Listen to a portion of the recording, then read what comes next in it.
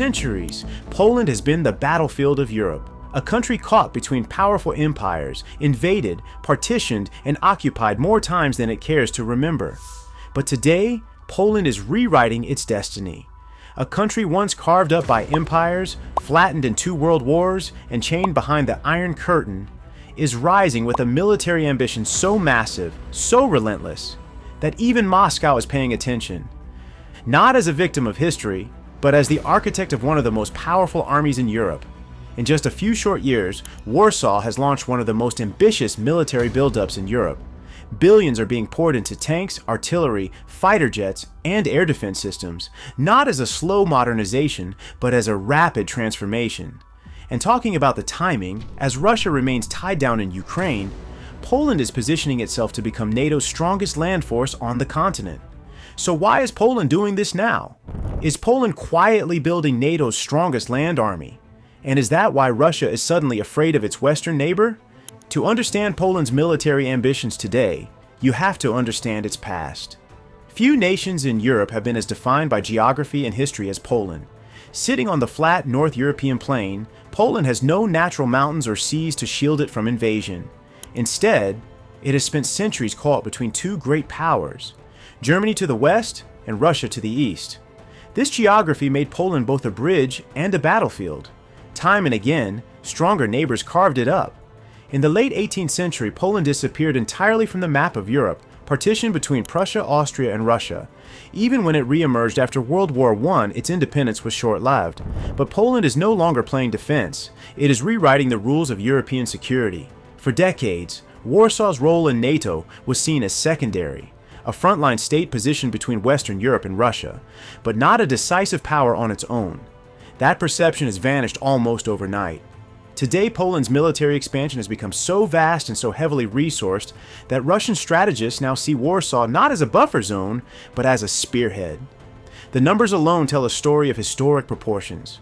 In 2024, Poland pushed spending higher, reaching 4.12% of GDP. By this point, Poland was outspending the United States relative to the size of its economy, and the trajectory only points upward.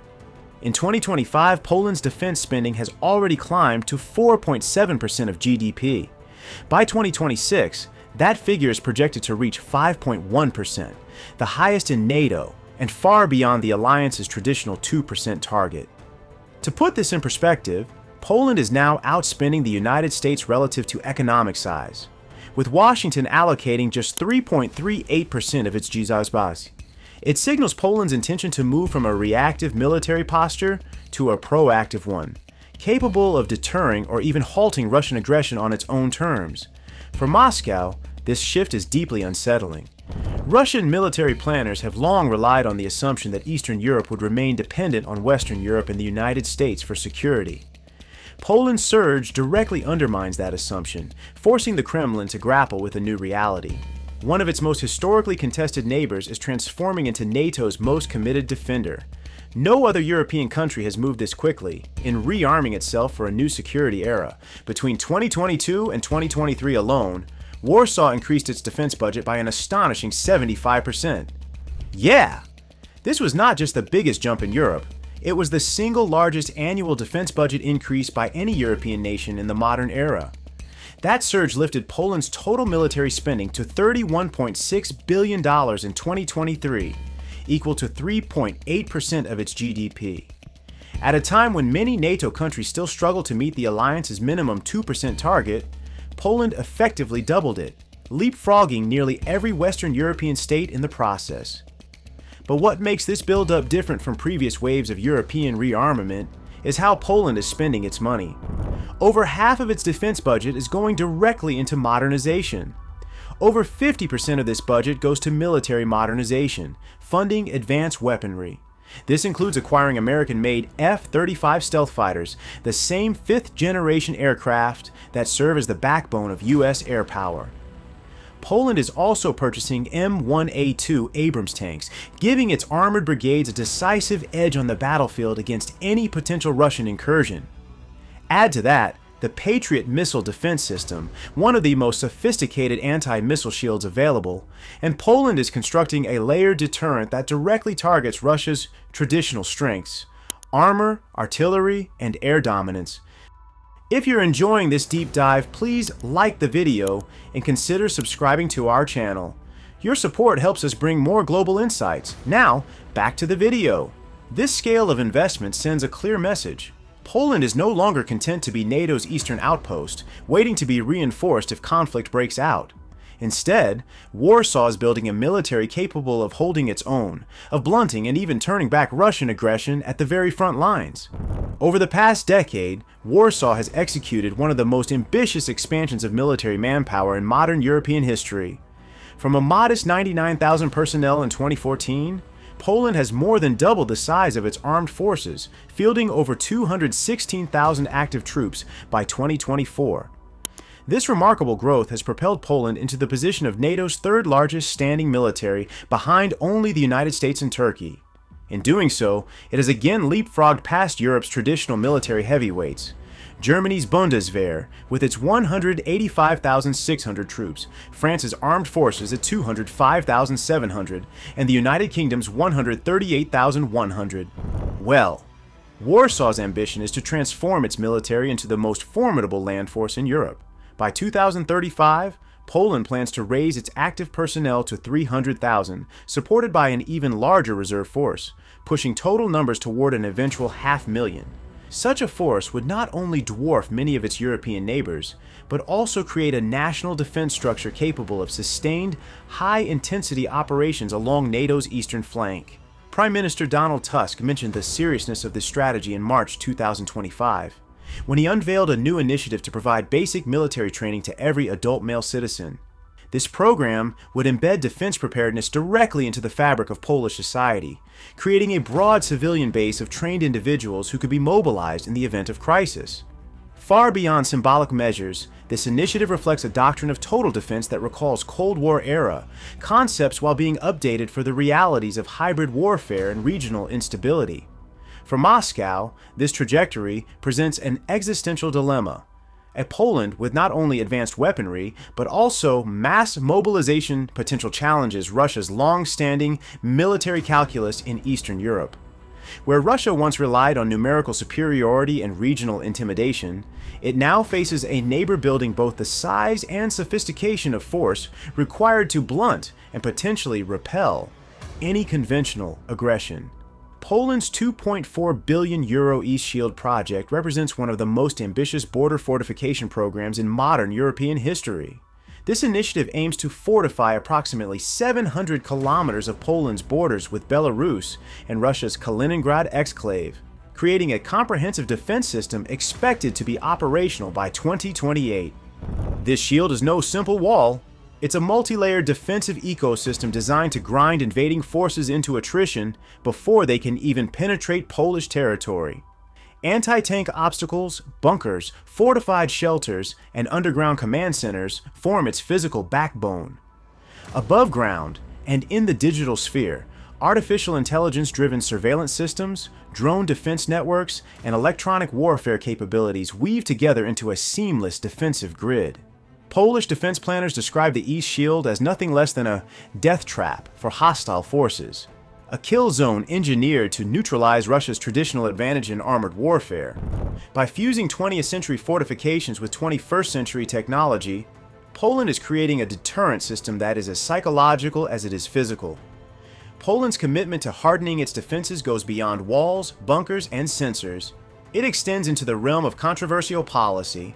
On June 25, 2025, the Polish Sejm voted 413-15, with 3 abstentions, to formally withdraw from the 1997 Ottawa Convention banning anti-personnel landmines.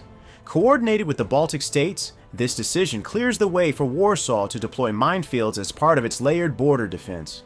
The move is nothing short of historic. For decades, the Ottawa Treaty stood as a humanitarian milestone, a global commitment to limiting one of warfare's most indiscriminate weapons. By stepping away, Poland is signaling that its security concerns now outweigh international norms. Deterrence comes first, diplomacy second. For Russia, this complicates everything. An invading force would no longer face just the physical fortifications of the East Shield, but also hidden minefields designed to channel, slow, and bleed advancing units before they even engage Polish forces. In effect, Warsaw is daring Moscow to test NATO's frontier while ensuring that the cost of doing so would be catastrophic. Poland's military modernization program ranks among the largest defense procurement efforts in NATO's recent history. Since 2023, the country has secured more than $11 billion in U.S. financial support, including loans and guarantees for advanced American weapon systems. This partnership has enabled Warsaw to rapidly acquire cutting-edge capabilities that would normally take decades to build. 96 AH-64E Apache attack helicopters, 250 M1A2 SEPV, 3 Abrams tanks, and 116 refurbished M1A, 1FEP tanks from the U.S. Marine Corps. To bolster long-range firepower, Poland is also fielding advanced Patriot missile batteries, becoming only the second country after the United States to deploy the PAC-3 system. Collectively, these acquisitions mark a dramatic leap forward, transforming Poland from a regional force into one of NATO's heaviest hitters on land and in the air. But Warsaw has not relied solely on Washington. To reduce dependency and expand its arsenal, Poland has signed massive agreements with South Korean manufacturers worth more than $20 billion. This includes up to 1,000 K2 Black Panther tanks and 672 K9 Thunder self-propelled howitzers, numbers that would give Poland one of the largest armored forces in Europe. The Korean deals also ensure long-term cooperation through joint production and technology transfer, embedding Poland deeper into the global defense supply chain. Perhaps the most symbolic leap comes with the acquisition of the F-35 Lightning II, the world's premier fifth-generation stealth fighter. These aircraft will give Poland the ability to operate deep inside contested environments, share data seamlessly with NATO's most advanced battle networks, and deter adversaries with capabilities that only the US and a handful of allies currently possess. Combined with the East Shield and Poland's rapidly expanding ground arsenal, the F-35s complete a layered deterrent that few European states can rival. Since 2022, tensions between Poland and Russia have spiraled into a dangerous cycle of hybrid warfare and diplomatic retaliation. Polish investigators confirmed in May 2025 that Russian intelligence orchestrated the 2024 fire that destroyed Warsaw's Mary Wilska shopping center, crippling over 1,400 businesses, and marking one of the most brazen acts of sabotage on Polish soil in decades. The revelation triggered Warsaw to shut down Russia's consulate in Krakow, warning that further attacks would invite even harsher measures. This was only one piece of a broader Russian campaign designed to destabilize Poland from within. Cyber attacks against critical infrastructure, power grids, water systems, and government networks more than doubled in 2025, while Moscow's operatives sought to disrupt Poland's presidential elections, echoing the Kremlin's wider playbook of undermining democratic institutions across Europe. Diplomatic relations also have collapsed to their lowest point since the Cold War. In retaliation for Krakow, Moscow announced the closure of Poland's consulate in Kaliningrad, effective August 29, 2025. The exchange of expulsions has hardened the divide, cementing a diplomatic freeze that shows no signs of thawing. Russian officials, meanwhile, have turned to open threats. In April 2025, Sergei Naryshkin, chief of Russia's Foreign Intelligence Service, warned that Poland and the Baltic states would be first to suffer should NATO challenge Moscow or Minsk. Russia views Poland's rise with growing unease, and the reasons are clear. On paper, Moscow still holds the numerical edge. Its armed forces boast 1.5 million personnel against Poland's 216,000. But numbers alone no longer tell the whole story.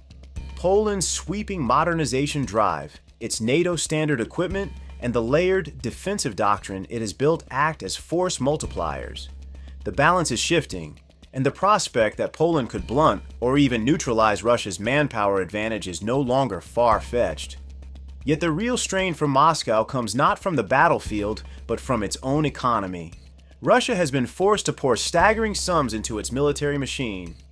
$129 billion in 2024, overshooting initial plans by $30 billion. The cost of sustaining war, sanctions, and internal pressures has begun to hollow out its economic base.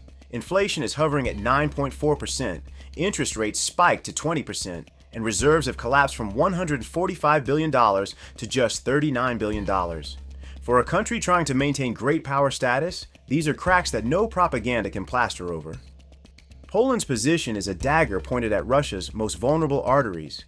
It stands between Moscow and its Kaliningrad exclave, astride supply lines and potential invasion routes. Nowhere is this more evident than the Suwałki Gap, a slender 40-kilometer corridor between Kaliningrad and Belarus. For NATO, it is a liability. For Russia, it is a reminder that Poland holds the keys to the Baltic states' survival. And with the East Shield rising, a 700-kilometer stretch of fortifications bristling with modern defenses, Russia's calculus grows even darker. Breaking through Poland's hardened front will demand resources and coordination that Moscow may not be able to muster. Worse still, it risks setting a precedent. Poland's defensive model could spread across NATO's eastern flank, turning Russia's strategic ambitions into a logistical nightmare. Since joining NATO in 1999, Poland has been shielded by Article 5, the famous clause that says an attack on one is an attack on all. It's the ultimate insurance policy, and in 2025, NATO leaders have made it crystal clear that it's not just words on paper.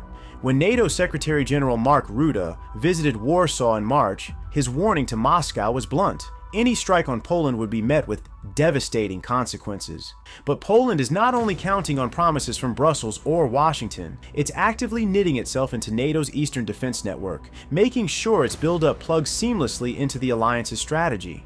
Warsaw is working hand in hand with the Baltic states on intelligence sharing, coordinated fortifications, and joint exercises designed to shut down any potential Russian advance before it even begins. And it's not just talk. German brigades are already setting up permanent bases in Lithuania. The Baltic defense line is being constructed in tandem with Poland's East Shield, creating one continuous barrier along NATO's most vulnerable flank. The message to Moscow couldn't be clearer. What once might have looked like soft spots on NATO's map are fast becoming walls of steel. For Russia, this creates a strategic headache of the highest order. It's no longer just Poland's army they would have to break through. It's an interconnected, multinational defense machine, and once Article 5 is triggered, there's no turning back. But sheer military expansion is only half the story. The real question is whether this surge can be sustained. At present, Poland's GDP growth has comfortably absorbed defense spending at nearly 5% of output, levels that would bankrupt many economies. Critics whisper about looming guns versus butter dilemmas if growth slows, but Poland has been careful to weave its military modernization into the fabric of its economy. Defense contracts bring technology transfers, domestic production, and jobs, ensuring that tanks and missiles are not just cost but also engines of industrial growth. This is why Poland's buildup cannot be dismissed as a temporary response to Russian aggression. It is the beginning of a permanent shift in the European balance of power. Where once Moscow dictated terms in the east, it now faces a fortified Poland backed by NATO's collective shield, equipped with modern Western systems and entrenched behind border fortifications designed to turn any invasion into a destruction. Poland has effectively rewritten Europe's defense architecture, and in doing so, created a military reality Russia cannot ignore and cannot easily overcome. What Warsaw is building is not just a modern army. It's a wall of steel and resolve that Moscow cannot afford to replicate. Russia's finances are stretched thin, its military readiness eroded by years of war, sanctions, and logistical decay. Against that backdrop, Poland's rapid leap in capability looks less like an arms race and more like a decisive shift in the balance of power. Every new tank, every fortified barrier, every NATO standard system deployed in Poland pushes Moscow further into a corner, and the Kremlin knows it. That is why its rhetoric has grown sharper, its hybrid campaigns more desperate. Russia recognizes an uncomfortable truth. The clock is ticking, and its window for military action in Eastern Europe is closing fast. Once Poland's deterrent reaches full maturity, the cost of aggression will no longer be measured in territory gained, but in catastrophic losses Moscow cannot afford to bear. So how will Russia confront a neighbor it can no longer intimidate in a region where the balance of power has already begun to turn against it? When Poland's rise cements NATO's eastern wall, will Moscow dare to test it? Or has Russia already lost the future battlefield without firing a single shot? If you found this analysis valuable, please consider subscribing to our channel for more deep dives into geopolitics. We would love to hear your thoughts. Drop your comments below and let us know what you think. Thank you for watching, and see you in the next video.